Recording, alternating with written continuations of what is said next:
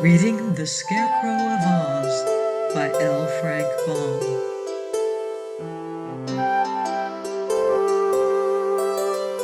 Chapter 16. Pon Summons the King to Surrender.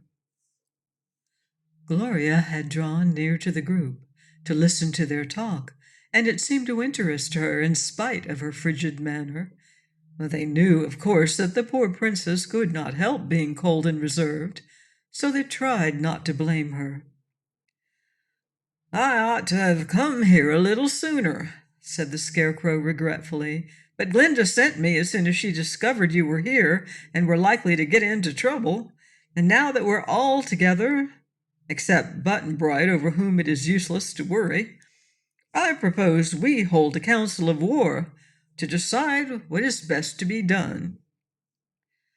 That seemed a wise thing to do, so they all sat down upon the grass, including Gloria, and the grasshopper perched upon Trot's shoulder and allowed her to stroke him gently with her hand.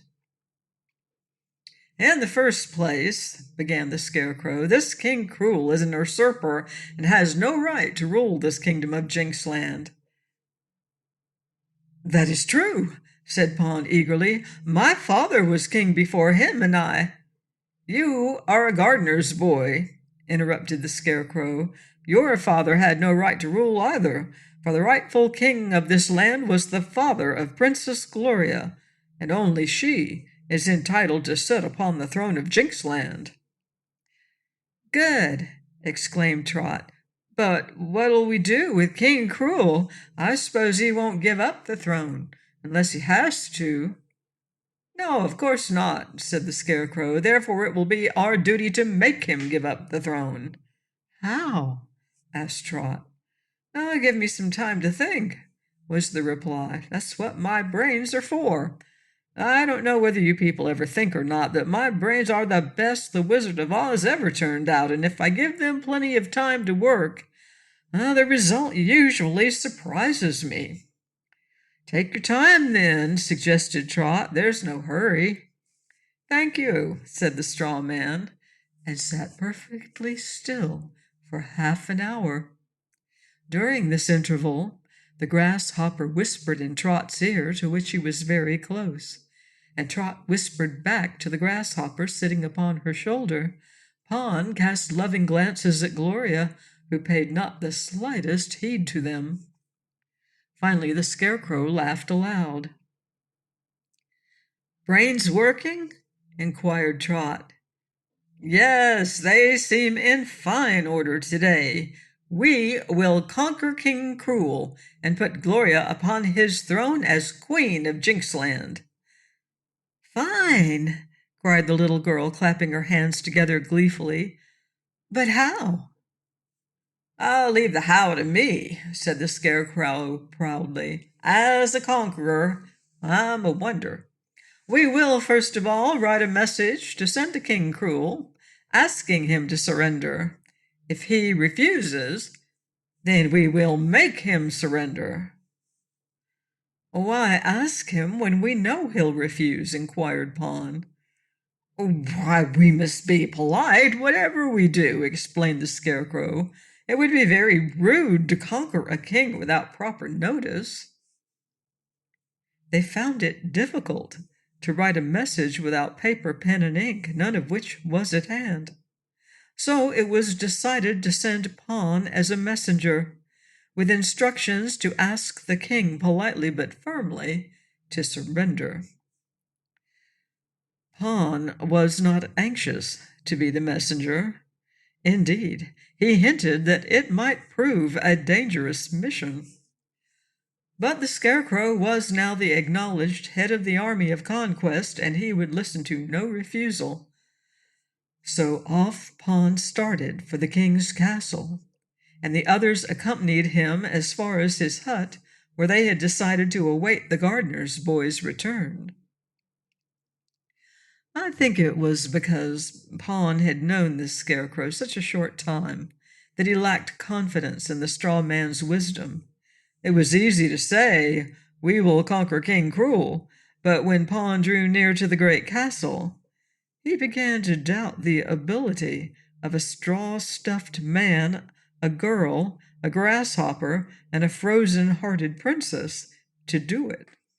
As for himself, he had never thought of defying the king before. That was why the gardener's boy was not very bold when he entered the castle and passed through to the enclosed court where the king was just then seated with his favorite courtiers about him. None prevented Pawn's entrance because he was known to be the gardener's boy, but when the king saw him, he began to frown fiercely.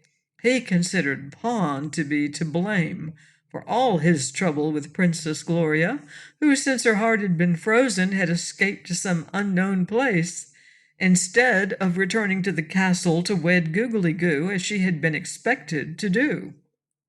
So the king bared his teeth angrily as he demanded, "What have you done with the Princess Gloria?" "Nothing, your majesty. I've done nothing at all," answered Pawn in a faltering voice. "She does not love me any more, and even refuses to speak to me." "Then why are you here, you rascal?" roared the king. Pawn looked first one way and then another, but saw no means of escape, so he plucked up courage. "I am here to summon your majesty to surrender." "What?" shouted the king. "Surrender? Surrender to whom?" Pawn's heart sank to his boots. "To the Scarecrow," he replied. Some of the courtiers began to titter, but King Cruel was greatly annoyed. He sprang up and began to beat poor Pawn with the golden staff he carried. Pawn howled lustily and would have run away, had not two of the soldiers held him until his majesty was exhausted with punishing the boy. Then they let him go, and he left the castle and returned along the road, sobbing at every step, because his body was so sore and aching. "Well," said the Scarecrow, "did the king surrender?" "No, but he gave me a good drubbing," sobbed poor Pawn. Trot was very sorry for Pawn, but Gloria did not seem affected in any way by her lover's anguish. The grasshopper leaped to the Scarecrow's shoulder and asked him what he was going to do next. "Conquer," was the reply, "but I will go alone this time, for beatings cannot hurt me at all, nor can lance thrusts or sword cuts or arrow pricks." "Why is that?" inquired Trot. "Because I have no nerves such as you meat people possess. Even grasshoppers have nerves, but straw doesn't. So whatever they do, except just one thing, they cannot injure me. Therefore I expect to conquer King Cruel with ease." "What is that one thing you accepted?" asked Trot. They'll never think of it, so never mind. And now, if you will kindly excuse me for a time, I'll go over to the castle and do my conquering." "You have no weapons," Pawn reminded him. "True," said the Scarecrow, "but if I carried weapons, I might injure someone, perhaps seriously. That would make me unhappy.